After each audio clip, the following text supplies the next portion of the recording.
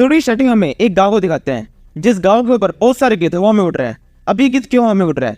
क्योंकि इस गांव के अंदर जितने सभी लोग थे वो सारे के सारे मार जा चुके हैं। इन सभी को एक आदमी ने मारा है।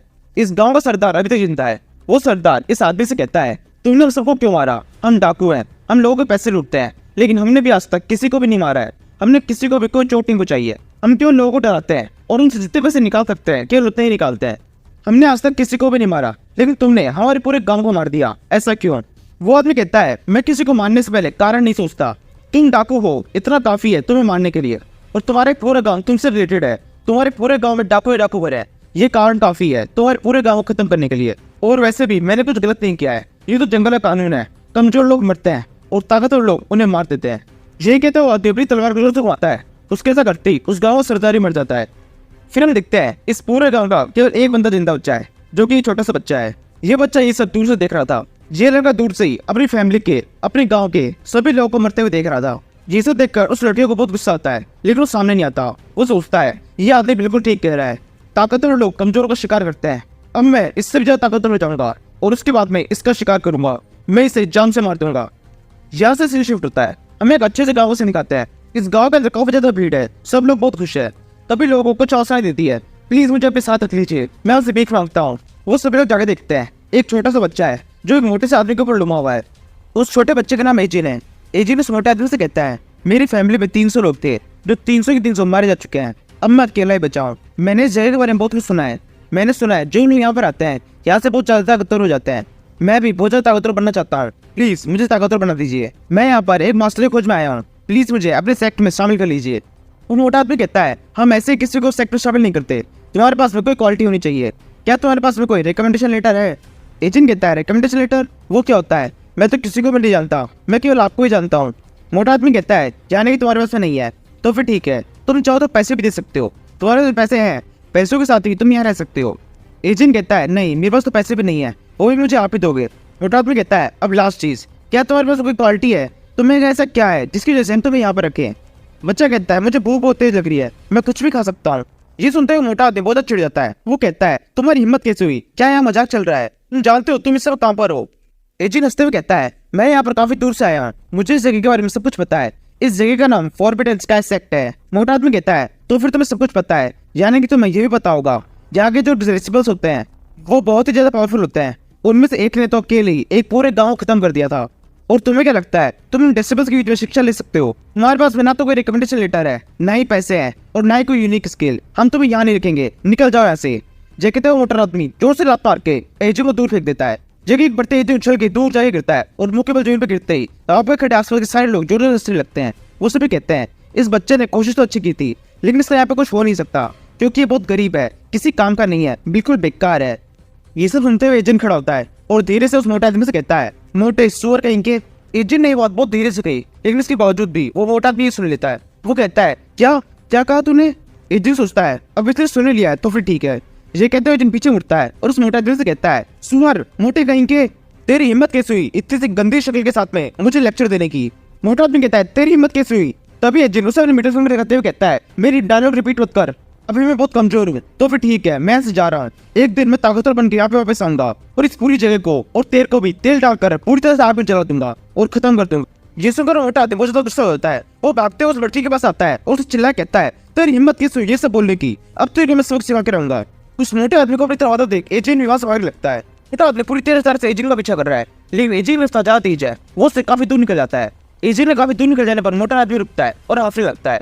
फिर मोटा आदमी के रुक जाने पर एजेंट उसकी तरफ देखता है और सभी जीते करते हुए कहता है, आजा पकड़ ले मुझे, पकड़ सकता है तो मोटे सुअर। तभी वो मोटा आदमी एजेंट को देखता है और वहां खड़े सभी लोगों से कहता है, तुम में से कोई भी अगर इस बच्चे को पकड़ लेगा तो मैं उसको बड़ा इनाम दूंगा। ये सुनते ही एजेंट बहुत बुरी तरह डर जाता है और आसपास खड़े सारे लोग बहुत ज्यादा खुश जाते हैं और सबके सब एक साथ एजेंट के ऊपर कूद जाते हैं। लेकिन फिर भी एजेंट किसी तरह से उनके बीच से होते वहां से बाहर निकल जाता है। कुछ लोग एजेंट को देखते हैं और चिल्ले कहते हैं, देखो वो लड़का भाग रहा है। एजेंट सभी को जीते करते हुए कहता है, आ जाओ पकड़ सको तो पकड़ लो मेरे को, मैं किसी के हाथ नहीं आने वाला। तभी अचानक से कोई होता है। एजेंट देखता है किसी ने उसके पैरों पर लिया है। तभी एकदम से एजेंट की दुनिया पलट जाती है। एक आदमी ने एजेंट को उसके पैरों से पकड़कर उल्टा लटका दिया है। वो आदमी एजेंट से कहता है, तुम्हें मार्शल आर्ट की छोटी मोटी ट्रिक्स आती है, लेकिन इतना काफी नहीं है। ये सब देखकर मोटा आदमी भागते हुए आता है और कहता है, आपने बहुत अच्छा काम किया, आपका बहुत बहुत शुक्रिया। वो आदमी कहता है, इसमें शुक्रिया वाली कोई बात नहीं है, ये बच्चा तो मेरे सामने कुछ भी नहीं था, ये छोटे छोटे काम के तो मैं शुक्रिया भी एक्सेप्ट नहीं करता। फिर वो मोटा आदमी एजेंट से कहता है, अब मजा आएगा, अब मैं इस बच्चे को एक अच्छा सबक सिखाऊंगा। मैं इसे जान से तो नहीं मारूंगा, लेकिन जिंदा छोड़ूंगा भी नहीं। इसने ये जो मेरी इंसल्ट की है, इसे इसका बहुत पछतावा होगा। यही कहते वो मोटा आदमी धीरे धीरे एजेंट की तरफ बढ़ने लगता है। तभी वो मोटा आदमी देखता है लेफ्ट की तरफ से कोई उसकी तरफ भागते हुए आ रहा है। उसे अपनी तरफ देख वो मोटा आदमी तुरंत अपनी जगह पर रुक जाता है। देखते हैं ये एक छोटी सी बच्ची है जो भागते हुए उस मोटा आदमी को धक्का देने की कोशिश कर रही थी। किसी वजह से उसको निशाना मिस हो जाता है। वो खुद ही पूरी तरह जमीन पर गिर जाती है और उसके मुंह पे चोट लग जाती है। उसके बाद वो हार नहीं मानती, वो जल्दी से उठती है और कहती है, मेरे यंग मास्टर को कुछ मत करो, उससे दूर रहो। ये कहते हैं वो छोटी बच्ची एजिन और उस मोटे से आदमी के सामने आगे खड़ी हो जाती है। फिर एजिन उस बच्चे से कहता है, सीओ तुम सामने क्यों आई हो? मैंने तुमसे कहा था ना छुपे रहना। सीओ कहती है, नहीं मैं ऐसा नहीं कर सकती, मैं आपको चोट पहुंचते हुए छुपकी नहीं देख सकती। तभी उस मोटा आदमी की नजर सीओ के कानों में पड़ती है। सीओ के कान काफी ज्यादा लंबे हैं। ये देखकर मोटा आदमी कहता है, ये तो एक बार्बरीन है। फिर वो मोटा आदमी एजेंट से कहता है, तुम तो बोल रहे थे तुम बिल्कुल गरीब हो, लेकिन ऐसा कैसे? तुमने एक बार्बरीन को अपना गुलाम रखा हुआ है, ये तुम्हें अपना मास्टर कह रही है।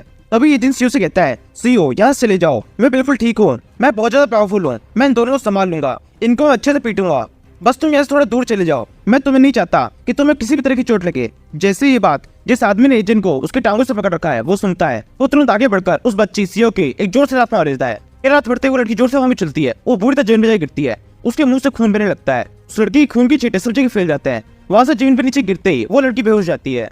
ये देखते एजेंट बहुत ज्यादा गुस्सा होता है। वो चिल्ला के उस आदमी से कहता है, ये तुमने ठीक नहीं किया, मैं सच बता रहा हूँ, मैं तुझे जान से मार दूंगा।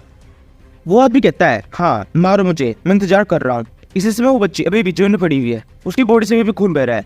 आसपास खड़े कोई भी लोग उसकी मदद करने आगे नहीं बढ़ रहे, बल्कि वो लोग तो ये कह रहे हैं, कितनी बेकार बच्ची है, पूरी जमीन खराब कर दी, सब जगह इस बच्ची ने अपना खून फैला दिया है। तभी वो लोग देखते हैं जहाँ जहाँ पर उस बच्ची का खून बहा है, वहाँ पर कुछ पेड़ से उगने लगते हैं। अब धीरे धीरे घास उग रही है। तभी उस बच्चे का खून बहते बहते एक छोटे से पेड़ पर चल जाता है। जैसे वो खून पास पहुंचता है, वो पेड़ अचानक से बहुत बड़ा पेड़ बन जाता है। तभी वहाँ पर एक लड़की जाती है जो एक हंस के ऊपर बैठी हुई है। वो उड़ते वहाँ पर आ रही है। इस लड़की का नाम लिंग्यून है। जैसे वो लड़की वहाँ पहुंचती है, जब मोटा आदमी तुरंत उसके सामने अपना सर झुका देता है और उसे कहता है, मिस लिंग्यून आप यहाँ कैसे? मेरा नाम यूसेन है, बताइए मैं आपकी किस तरह से मदद करूँ? वो लड़की उस मोटे आदमी से कुछ भी नहीं कहती, वो बस धीरे धीरे जमीन के ऊपर आती है और अपनी किसी टेक्निक का यूज करके उस लड़की के खून को अपने हाथ में उठाती है और थोड़ी देर उस खून को देखने के बाद उस लड़की के पास जाकर उस लड़की को अपनी गोद में उठा लेती है। वो लड़की सीओ भी पूरी तरह बेहोश है। फिर लिंग्यून उस मोटे आदमी से कहती है, इस लड़की का नाम भी हमारे डेसिबल्स के नाम में ऐड कर लो, अब से ये हमारी सेक्रेटरी डेसिबल है। तभी सीओ बेहोशी की हालत में कुछ बड़वाने लगती है। वो कहती है, मेरे यंग मास्टर को कुछ मत करना, मेरे यंग मास्टर एजेंट को यहाँ से जाने दो। ये सुनकर लेकिन पूछती है, इस लड़की का मास्टर कौन है? कौन है एजेंट? तभी एजेंट जोर जोर से चिल्ला के जिस आदमी ने उसका पाँव पकड़ा हुआ था उससे कहता है, छोड़ मुझे जाने दे। ये सुनकर वो आदमी तुरंत एजेंट को छोड़ देता है। एजेंट बड़े आराम से पैरों के ऊपर लैंड होता है। फिर एजेंट लेग्यून से कहता है, ये लड़की मेरे साथ में है, मेरा नाम एजेंट है, ये लड़की मेरी है। लेग्यून कहती है, ये लड़की तुम्हारी थी, अब से ये तुम्हारे साथ नहीं है, ये मेरे साथ रहेगी। ये कहते हैं लेग्यून एजेंट की तरफ एक बोतल फेंक के मारती है। एजेंट उस बोतल को अपने हाथ से पकड़ लेता है। आसपास खड़े हुए सारे लोग उस बोतल को पहचान जाते हैं, वो सब चलने लगते हैं, ये तो इनहेरिट पर्पल की बोतल है। मिस लेग्यून ने इस बोतल को इस बेकार से बच्चे को दे दिया क्योंकि वो उस छोटी सी बच्ची को बचाना चाहती थी। ये तो उसके मजे ही हो गए। इस लड़के के हाथ में एक बहुत ही कीमती चीज लग गई है। एजेंट सभी लोगों की बातें सुनता है और फिर लेग्यून से कहता है, मुझे ये नहीं चाहिए, मैं चाहता हूँ आप मुझे सेक्ट में शामिल करो, मैं और ताकतवर बनना चाहता हूँ। लेग्यून कहती है, चलो ठीक है, तुम्हारी ये विश भी एक्सेप्ट कर ली, लेकिन तुम्हारे पास में कोई स्पेशल क्वालिटी नहीं है, इसलिए। फिर लेग्यून उस मोटे आदमी से कहती है, अब से इस लड़के को तुम संभालो, इस लड़के को भी अपनी लिस्ट में शामिल कर लेना। ये कहते हुए लेकिन सीओ को लेकर अपने हंस की ओर बैठ जाती है और उड़ते हुए वहां से ले जाती है।